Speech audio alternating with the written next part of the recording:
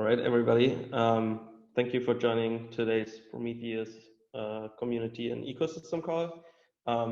As a starting note, we are following the CNCF code of conduct, so please be aware of this, and the meeting is recorded.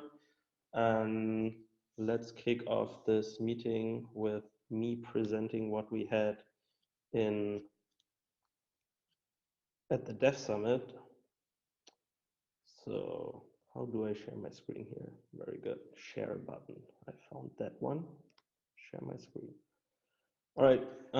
So you should be able to see my screen. And just as a heads up, the next meeting, which was planned to take place on January 1st, we are going to reschedule this for January 8th, as most of us are probably doing something else on January 1st. Yeah, so let's start reviewing very quickly what happened at PromCon, which was PromCon's Dev Summit. So we had PromCon, 2 days of discussions and talks on Prometheus in November, and then afterwards we had a Dev Summit with the Prometheus team, and here are some of the consensus points that the Prometheus team and some friends made during this Dev Summit. So first off, we have consensus on the PromCon North America conference. So we are planning something in Q2 roughly, in Vancouver probably, so Canada. So should be easier for most people to get visas that aren't in the US or North America to attend as well. And we still want to keep it roughly around 500 people. And we still want to keep the cost low so everybody is able to attend. There were many people who were attending on a private cost, so that will be good.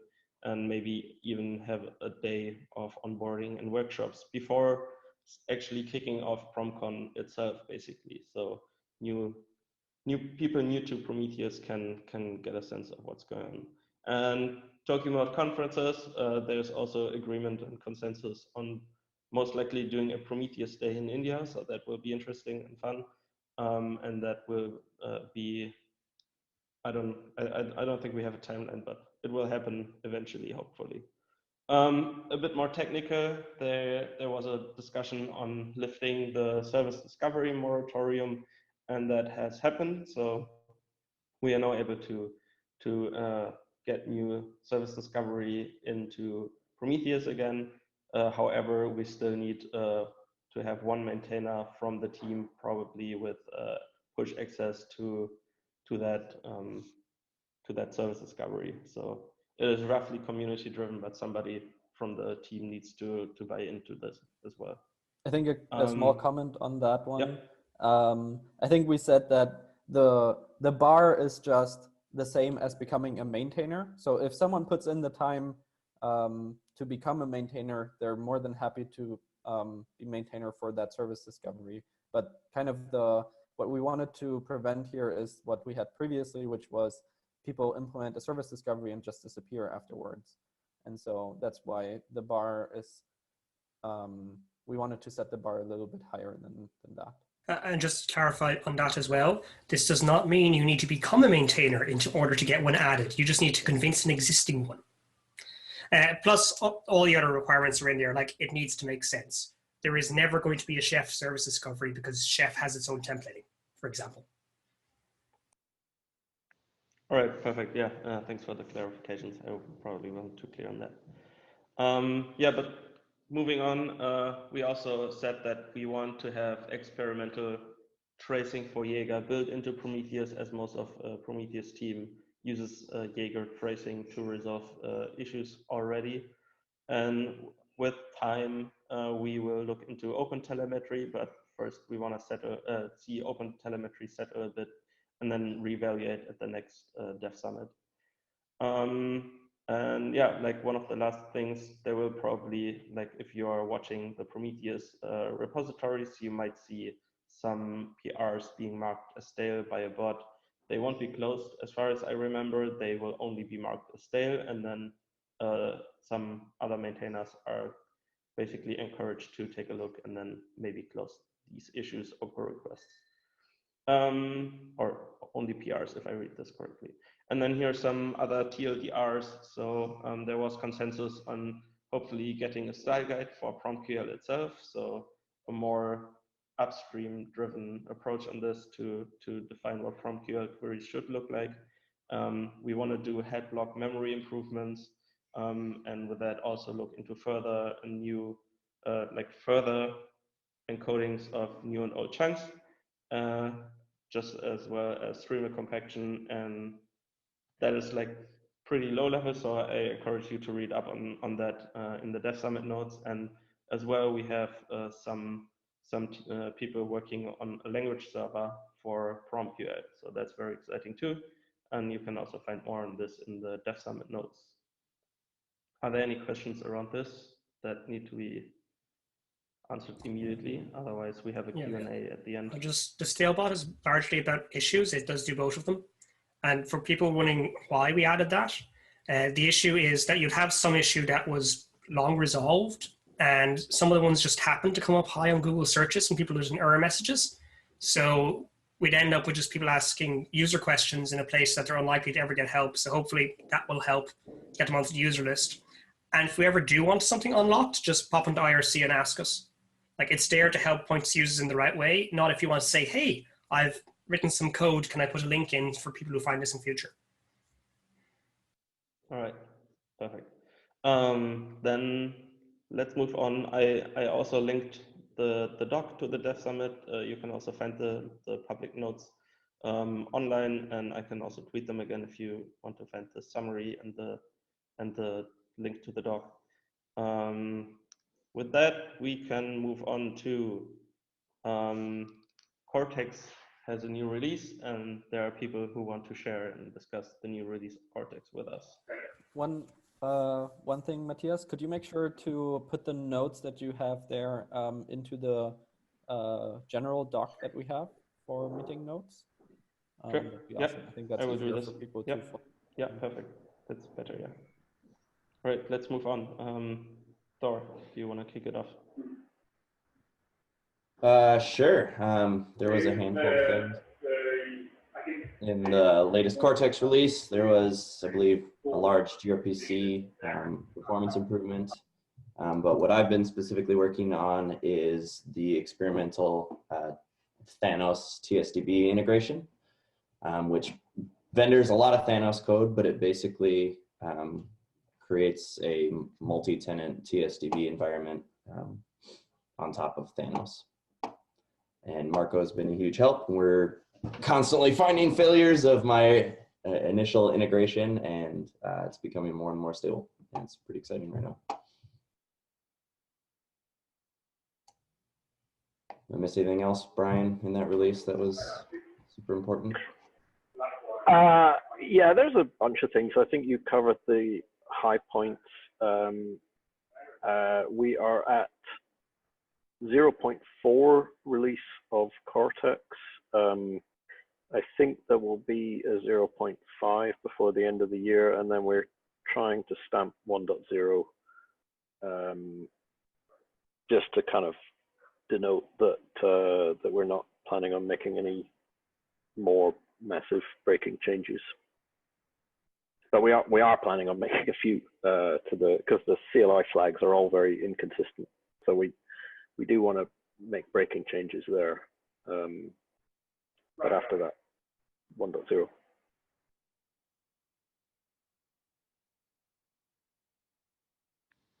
All right, perfect. Then with that, I think we also have a new release with Thanos. So Bartek, I think you wanted to present that. Then let's move on to that.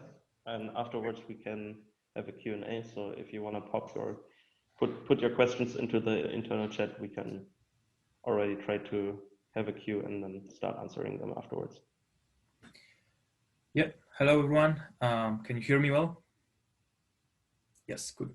So yeah, my name is Bartek, and I would like to quickly announce a new version of Thanos 0.9, and let me quickly highlight some changes. In this release, we improved and fixed many things on a kind of Thanos ruler component. For example, it supports subqueries now, and kind of the amount of contribution also shows increased adoption for this component, which is nice. We also improved store gateway startup process, and by that I mean that store should now expose metrics from the very beginning of the kind of startup process. So, and instead of some, after some delay when it initially synchronized. This is important because you have more observability during this period of startup, which can be kind of long in some cases. But also it means that we have to introduce a readiness endpoints. So when you kind of use Kubernetes, make sure to point readiness probes into readiness endpoints that were dedicated and introduced in this release, instead of metric endpoint that we were using before that, if you want to have expected behavior from the old version. Now, we also improved slightly the store gateway and query request memory usage, which is nice. And we also introduced Lightstep as a tracing provider. So if you use Lightstep and use Thanos, you can send Thanos traces to that backend.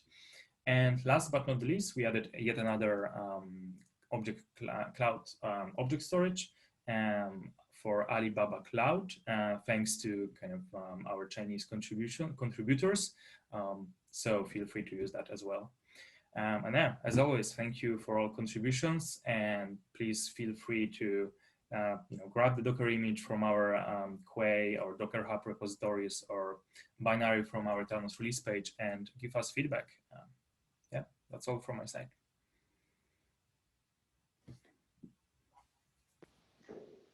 All right, very cool. So far, I don't see any questions in the chat. As we are very few people, anybody would like to ask a question without writing in the chat.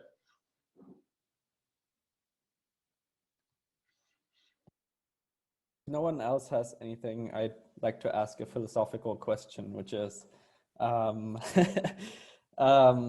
with Cortex vendoring more and more of Thanos, and essentially, and Thanos introducing the receive component, it seems like the projects are becoming ever more close to each other, which I think is exciting. Maybe this is not even a question, more of a statement. That sounds awful saying that out loud. Yeah, but I don't know. In some way, I feel like it's what the community has always seen and always wanted, which is having these two projects converge. Seems like it's kind of naturally happening, which I personally think is pretty cool. Yeah, how do other people have views on this? I mean, Thor, you're literally doing this work, right? How do you see things proceeding? I mean, I'm just kind of an outside observer that wanted a feature that Cortex didn't offer, and so I kind of shoved it in there.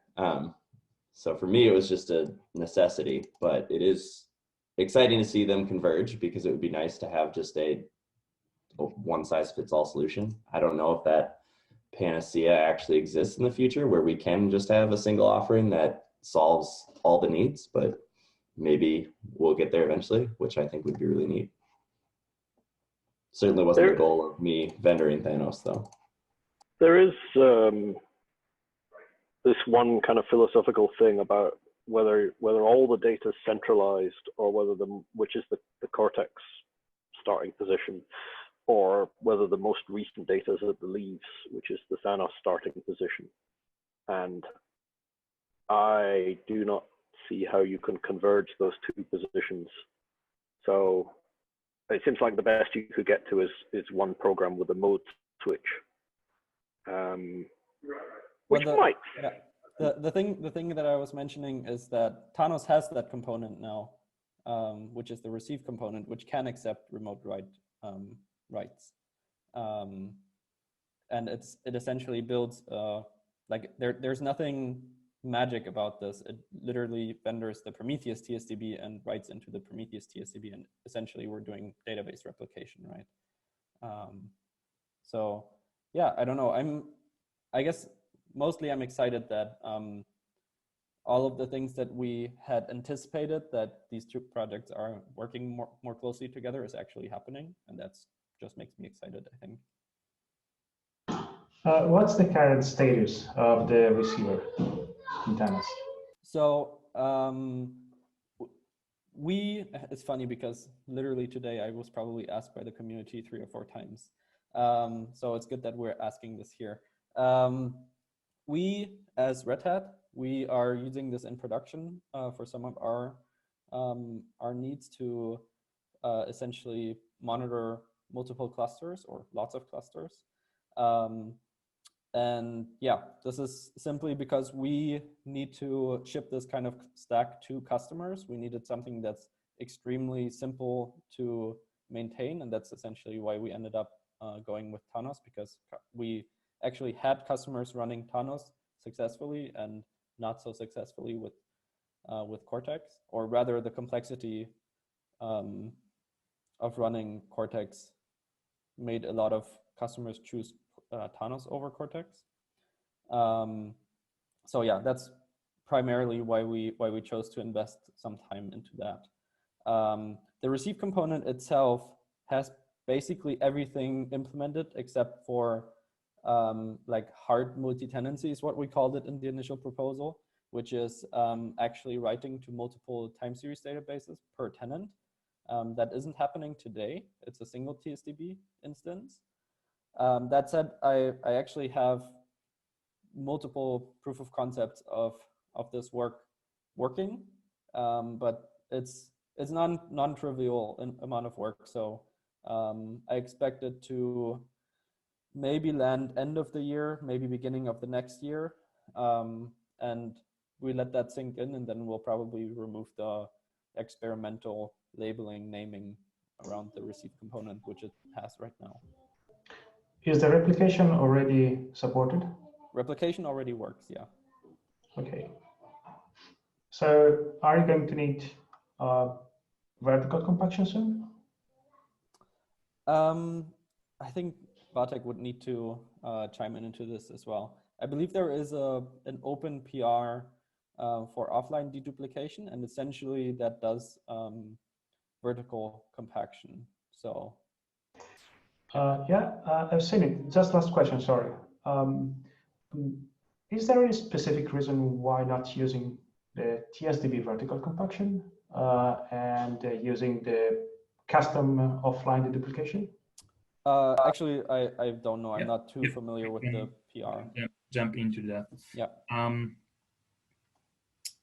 So, well, we first of all, like vertical compaction, it was introduced, after like kind of this year, and yeah, the problem is to how to make sure there are no misconfiguration and stuff like that. So all those edge cases that we are trying to help users to not, kind of malform or corrupt the data in their object storage. And the problem is with this, process is that you cannot revert it really.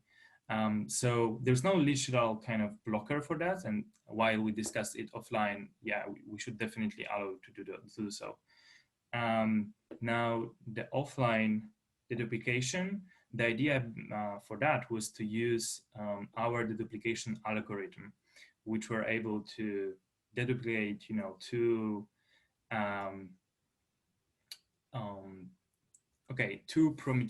two kind of sources of the data into kind of one time series, while vertical compaction handles the duplication in some form, but the duplication in form of like literally the same samples with the same timestamp and the same value, right? If you run two Prometheuses in HA mode that scrape the same targets, the timestamps are most likely completely different. That's why you need to have more, bit more complex, kind of the duplication algorithm.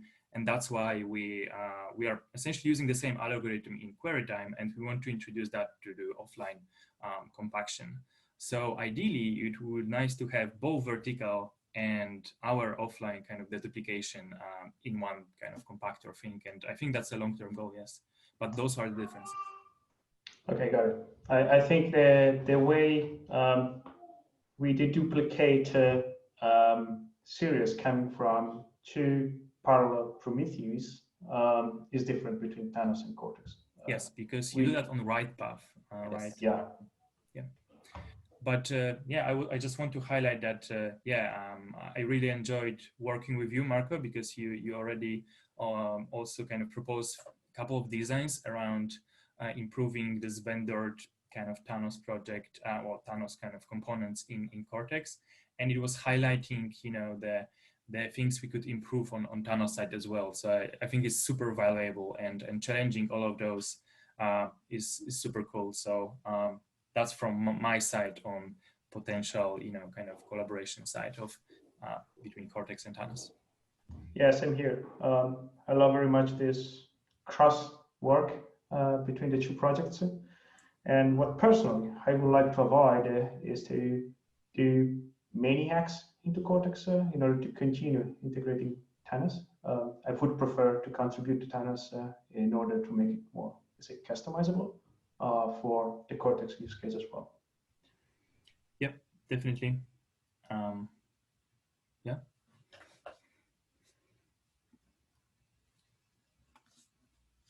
Right. Thanks for the insight. No, I think that was really interesting. Any other questions? Still not any questions in the chat, so. All right. Then I would say have a wonderful rest of the year and see you all in the next year, in the next decade, for more Prometheus community meetings and talks. And with that, yeah, that's it. All right. Thank you so much. Thanks, everyone. Take care. Thank you. Bye-bye. Bye. Bye.